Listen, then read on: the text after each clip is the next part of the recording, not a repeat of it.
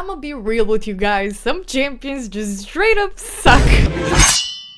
How's it going, gamers? It's BB and you're watching my brand new RSL channel. And I have come across many champions in this game that are just not worth putting in effort and energy in, and I will save you some time. And today we'll be talking about the top 7 worst champions. Now hold up, I just want to make a disclaimer. This is an opinion piece. This is an opinion video. My words are not law, especially as a beginner, right? I'm just sharing my impressions here. And I don't want any mosh pits in the comment section, alright? Leave the mosh pits for the concerts. And before we get into anything, I just want to thank you guys so much for the crazy support. I hug each and every single one of you guys. Thank you so much. It just really means a lot to me. Alright guys, let's get into the top 7 worst free champions that you should not even bother leveling up. Alright, first on the list we have someone you will get from daily login rewards, and that is Yaga the Insatiable. Unfortunately for how cool he looks, look at that hammer, that's so cool.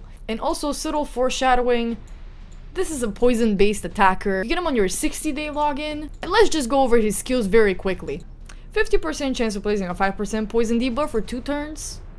1 enemy 2 times. Each hit has a 75% chance of placing a 5% poison debuff for 2 turns. And then we have attacks 1 enemy, a damage increases by 25% against targets under poison debuffs. First of all, this is a 4-turn cooldown skill. Second of all, he has no AoE attacks. None. So as an attacker, he's just really inefficient.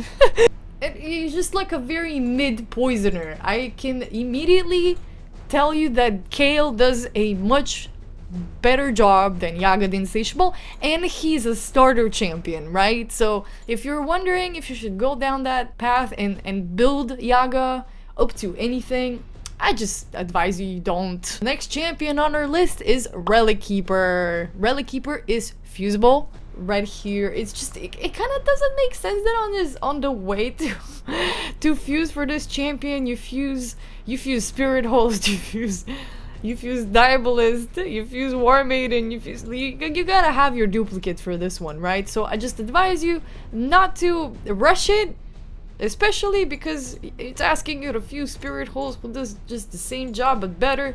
Extra turn is fine. He has a 25% increase attack buff, but only on himself. And for a 4-turn cooldown once you book up that skill completely. But again, isn't that a little selfish? How about you spread that buff on the rest of them, huh? So, considering that you have Spirit Host on your team, I don't see why you should even push for Relic Keeper unless, like, I don't know, it's like a mandatory mission in the future and I don't know about it, right? Like, that would suck. Why are you forcing me to do this? It's like they're already halfway forcing me to do it by forcing me to fuse Justicar, because I know that I will have to. So I'll have Justicar, I'll have Executioner, I'll have Templar, and I just got Sorceress. It was like, it just kind of triggered me a little. The next one on our list is another fusible champion, but I need your guys' opinion on him. Now, Razin, according to many veterans of Raid, has been power crept in recent updates. And because I don't really have a point of reference, just hit the comment section down below. I'd like to form a little discussion about Razin. I don't know, did he used to be better? Let me know, you guys, whoever knows, right? What I'm seeing, however, is his A1 is pretty cool. He has a 90% chance of placing a 60% decreased defense debuff and a 25% weaken debuff for 2 turns. On a 3-turn cooldown, that's actually pretty good. And then he has an attacks all enemies decrease the turn meter by 100.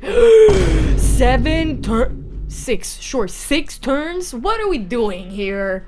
What are we doing here? What are we doing? That's just too long. 6 turns is diabolical. Given it's a decreased turn meter by 100, but damn. So it just kind of it's like he almost never gets the chance to use it. You know what I mean? Unless it's like a longer battle. Maybe. I don't know. Not that he's the worst one out there, but I've heard that a lot of people are disappointed, right? So I just want to hear you guys' opinion on that one. Sion is the 4th one that we have on the list today, and for how cool this guy looks, it's kind of a shame that he's just so mid.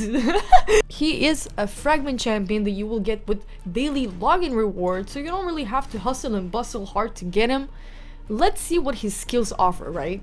His A1 has a 30% chance of placing a block active skills debuff for 1 turn.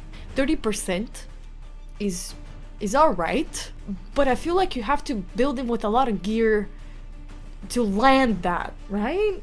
That's a tease. That's a good skill. That's a good debuff to have on your team. He has a places of block buffs debuff and a 100% heal reduction debuff for 2 turns, ignoring shields. That's totally a supporter.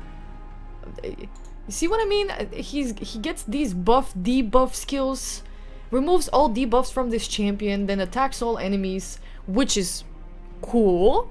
Places a 50% increase attack buff and a 30% increase critical damage buff on this champion for 1 turn after attacking. Again, just on himself, a little inefficient. This is his passive. Enemies under block active skills, block buffs, and heal reduction debuffs cannot decrease this champion's turn meter. Sure. So, okay. The one thing that I'm not getting about Sion is, are you a nuker or are you a debuffer? Or are you a buffer? Or are you neither? I'm a little confused. How do you even utilize these skills best when every skill's damage is based on attack, obviously built as a nuker, but all he does is just debuffs. Maybe good for some faction wars. Overall, it's just not really worth spending so much time on him, I feel like, because you'll already get a lot of champions that cover these roles. The orcs. Moving on to the orcs. Guys, the orcs are slacking off. I feel like this faction, they just kind of, I don't know, maybe I'm wrong. Correct me if I'm wrong. I just feel like the orcs are like the middle child of Raid, just abandoned. Nobody really cares about them. You see, the only representative that I really have and I'm going after is the one that actually disappointed me the most. Shaman? More like no man. My theory is that Shaman is a 7-day login reward because they just wanted a champion that was so incredibly useless that you couldn't potentially screw up. This is the only utilizable skill that she has. Revives an ally with 50% of their HP, places a shield buff on the target equal to 20% of the target's HP. Now, why this is kind of a mid? First of all, look at the cooldown on this one. Look at the initial cooldown on this one. Until you get it, until you fully book it out, each revive is like 7 turns, and it's only 50% of the ally's HP, while you have an Ugo, for example, who removes heal reduction debuffs, removes 1 random debuff from all allies, then heals all allies by 20% of this champion's max HP. And if all allies are dead, to replace what Shaman does, she revives the allies with 50% HP and then fills their turn meters by 50% instead. And if you haven't gotten the chance to create your raid account yet, you can actually get Ugo for free. You can use my beginner promo link, which you can find in the description box below, and if you use it to sign up for Plarium Play and then download Raid, you will get Ugo for free as your starter champion, and as you progress along the way and you level up your account, you will get another 3 super good free epic champions. One of them being Fane. Fane is a beast at the Demon Clan boss, and you get her once your account reaches 40. I'm so excited. You have no idea. I can't wait to get my hands on her because I use that same promo link, so don't miss out. Don't miss out. Fane. Fane. Fane. Fane. Fane.